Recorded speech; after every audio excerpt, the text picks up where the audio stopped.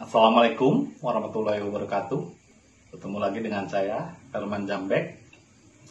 Kali ini saya akan membahas tentang perlukah syariat untuk mencapai hakikatnya Islam? Perlukah syariat untuk mencapai hakikatnya Islam?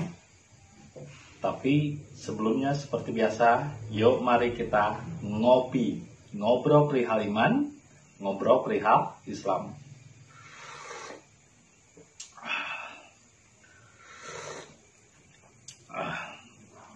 Nikmatnya luar biasa jika hidup ini dinikmati dengan rasa. Apakah perlu syariat ketika kita sudah memahami hakikat? Saya mengatakan ya, perlu. Karena apa? Syariat itu adalah jalan. Syariat itu jalan, dari kata sirot. Jadi sirot itu adalah jalan atau tata cara. Tapi syariatnya di sini bukan seperti syariat dalam beragama. Jadi kalau syariat beragama itu adalah tradisi atau kebiasaan. Udah jelas dalam Qurannya juga, li'ilafi Quraisyin ilafihim rihlatas sitai wasoi fal ya'budu robbahadal bait at amahum minju wal hauf. Jadi kebiasaan menyembah, menghadap Baitullah itu adalah kebiasaan orang Quraisy. Jadi itu tradisi. Jadi agama itu adalah tradisi, mengikuti tradisi ngarabiah. Nah, sedangkan syariat yang dimaksud bukan seperti itu. Syariat ini adalah jalan atau cara. Nah, kalau dalam beragama kan syariatnya itu justru yang disembah. Jembatannya itu atau jalannya itu disembah. Nah, kalau di dalam hakikat, syariat itu hanya jalan saja, hanya sebuah petunjuk untuk mengarah kepada suatu tempat. Bukan itu tujuannya. Kalau dalam hakikat istilahnya Al-Quran, kata-kata Quran atau praktek-praktek beragama itu ibaratnya plan 250 km menuju Jakarta. Nah, dalam syariat beragama, agama ya, bukan dalam hakikat Islam, agama, ini justru pelangnya itu disembah, dipuja-puja, seolah-olah itu Tuhannya. Bahkan ibadah pun harus ke tempat itu. Di luar tempat itu dia tidak beribadah, karena ibadahnya itu di tempat itu. Jadi mereka mempertuhankan tempat, mempertuhankan jalan. Nah, sedangkan dalam hakikatnya Islam, yaitu berserah diri kepada Allah, itu jelas ada syariatnya, ada jalannya, ada tata caranya. Meskipun dalam hakikat kita bisa berserah diri di mana saja tanpa terikat ruang dan waktu dan tempat. Kita tidak terikat tempat di mana saja, tidak terikat waktu harus jam segini jam segitu, tidak ada jadwal, juga tidak terikat dengan ruang dan waktu. Nah, tapi ada jalannya, ada syariatnya. Karena hakikat atau marifat pun harus bersyariat. Sebab kita masih menggunakan mulut, masih menggunakan tubuh, masih tetap di dunia. Nah, dunia itu sendiri ada syariat, jalannya pikiran. Dunia itu sendiri ada syariat. Jadi kalau hakikat tanpa syariat itu sama saja seperti ruh tanpa raga, jadi gentayangan. Nah, karena akhir-akhir ini saya perhatikan, orang banyak berbicara, berpikir, sudah berkonsep tentang hakikat. Tapi dia tidak menggunakan jalan, tidak memakai tata cara. Lah bagaimana? Karena untuk mencapai suatu hakikat dan marifat pun ada syariatnya, ada jalannya, tapi syariatnya di sini bukan syariat agama, bukan syariat ngarabiah, bukan syariat tradisi Quraisy. Tapi syariatnya di sini adalah jalan atau tata cara. Yang mana jalan atau tata caranya ini diturunkan dan diajarkan oleh Allah langsung kepada utusannya. Jadi kalau seandainya kalian bisa melakukan dan menemukan dengan sendiri-sendiri, nah untuk apa Tuhan mengirim utusannya? Untuk apa Tuhan mengirim Imam Mahdi?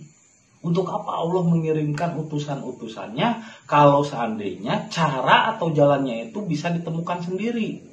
Emangnya belut Tom yang bisa ditemukan sendiri?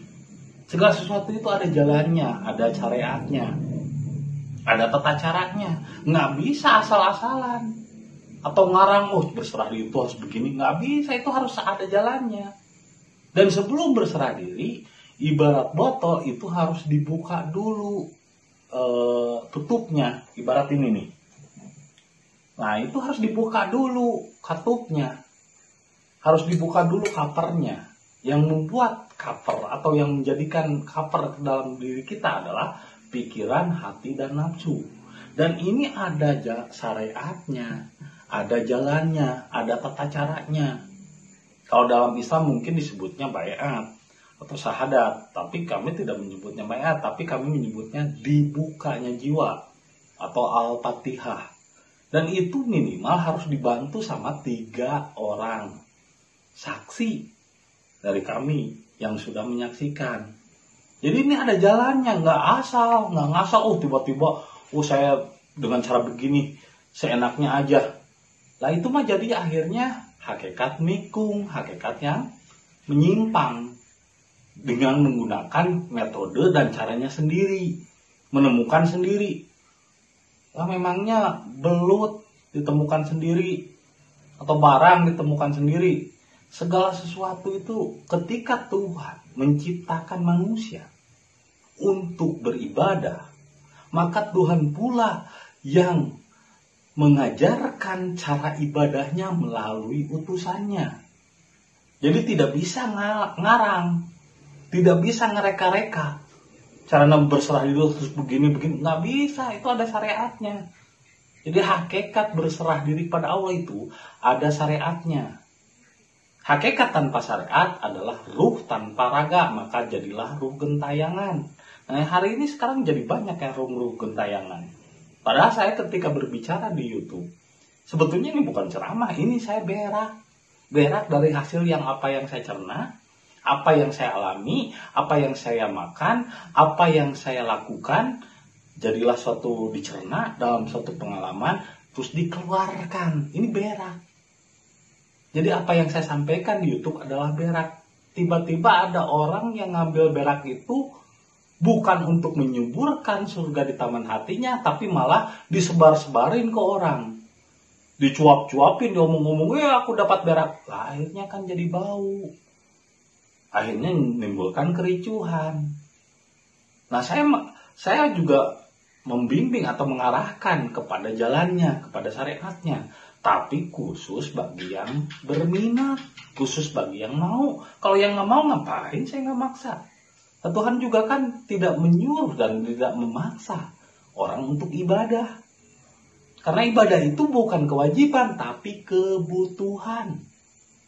Nah yang wajib itu adalah belajar caranya. Belajar memahami jalannya. Jadi ibadah itu adalah tujuan dari manusia diciptakan. Tapi belajar memahami jalannya atau syariatnya itu wajib. Nah ibaratnya begini, makan atau minum itu adalah kebutuhan, bukan kewajiban. Tapi mencari nafkah, usaha, itu adalah kewajiban yang harus dilakukan guna memenuhi kebutuhan. Nah itu seperti itu ibadah. Ibadah kepada Allah itu berserah diri. Surrender, bahasa Sundanya, dharma, eling-eling mangka ering, rumingkang di bumi alam, dharma wawayangan baik. Saya lebih menyukai bahasa dharma saja, nggak usah pakai bahasa Islam. Karena bahasa Islam sekarang udah diklaim sama ngarabiah, orang-orang Arab, orang-orang gurun ya. Kita pakai bahasa dharma, karena istilahnya sama aja. Dharma itu tidak diciptakan bro. Islam itu tidak diciptakan. Dharma itu tidak diciptakan, tidak ditemukan, tidak direka-reka. Menurut keinginan kita, ada jalannya, ada caranya. Tidak bisa dikira-kira, tidak bisa diraba-raba, tidak bisa, kira-kira begini nih caranya berserah diri. Nggak bisa, itu ada jalannya.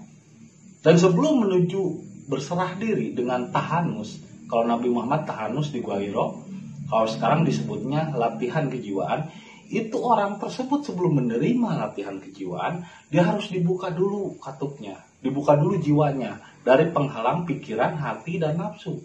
Dan itu harus dibantu sama 3 orang. Nah, setelah dibuka, barulah dia bisa menerima latihan kejiwaan. Dan itu simple, nggak usah harus wajib begini, wajib begitu, nggak usah. Cuman menerima dan mengikuti, gitu aja. Recite and follow. Hanya itu, simpel sebetulnya. Hanya yang membuat ribet itu manusia itu sendiri. Tapi untuk menuju kepadanya jelas butuh jalan, jelas butuh syariat. Jadi menuju hakikat pun tidak bisa ngarang atau tidak bisa menemukan sendiri. Lah untuk apa Tuhan mengirimkan utusannya kalau setiap manusia menuju hakikat berserah diri atau dharma itu bisa ngarang, bisa mereka-reka dengan caranya sendiri? Nggak bisa, bro. Ada caranya, ada tekniknya, ada syariatnya, ada jalannya, tapi bukan syariat agama. Ini syariatnya hakikat. Seperti tadi, kebutuhannya makan, syariatnya adalah mencari nafkah. Jadi syariatnya itu wajib, jalannya itu wajib diketahui, wajib dipahami. Nah, ini jelas pikiran kita, hati kita harus tahu bagaimana jalannya. Jangan lantas setelah kita memahami hakikat, istilahnya bersyahadat begini begitu, akhirnya mereka sendiri dengan cara semedi. Semedi itu kan bukan cara yang berserah diri, semedi itu caranya Hindu dan tidak bisa diklaim untuk Islam, tidak bisa diklaim untuk Dharma. Itu cara dahulu, ibaratnya orang berkendaraan dengan kuda, ya kan? Yang kita nggak menyalahkan. Silahkan saja berkendaraan dengan kuda, dengan cara suwung dan lain sebagainya. Nah, saya menyampaikan jalan dengan menaiki pesawat jet. Jadi, saya mengajak Anda untuk naik helikopter atau pesawat jet. Nah, itu yang misalnya metode itu silahkan saja kalau mau digunakan. Ya kan?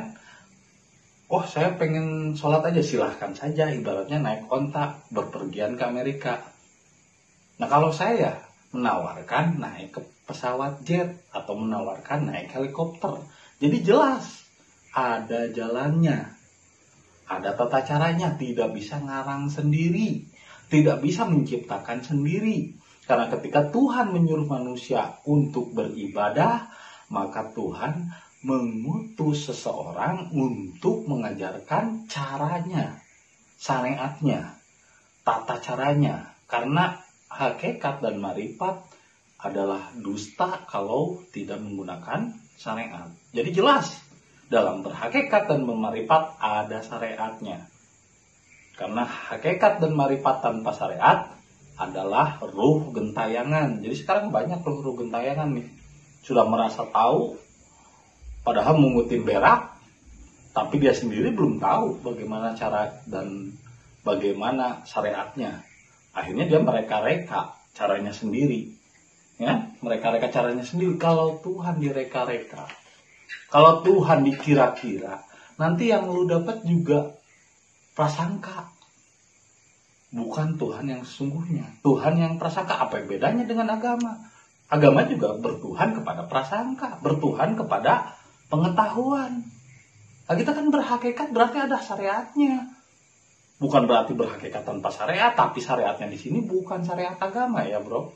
Tapi syariat hakikat dan marifat, yaitu tahanus atau latihan kejiwaan, bukan seperti yang dilakukan dalam beragama. Kalaupun mau melakukan itu ya silakan. Itu ada baiknya untuk level berkomunikasi, bersilaturahmi dengan tetangga agar terjalin hubungan baik dengan tetangga. Tapi hubungan dengan Tuhan tidak bisa direka-reka menurut prasangka. Nah, inilah kenapa sekarang terjadi banyak musibah, bencana, corona lah. Terus kemarin juga ada kejadian tuh, malam-malam saya belum tidur pas lagi nonton Dr. Manhattan. Itu ada ledakan berapa kali, sampai 3 kali kalau salah. Itu kayaknya dari langit sih. Itu ledakan, nggak tahu ledakan apa, bukan gunung atau apa. Ini kan menunjukkan bahwa alam itu hidup. Dan setiap berapa ratus tahun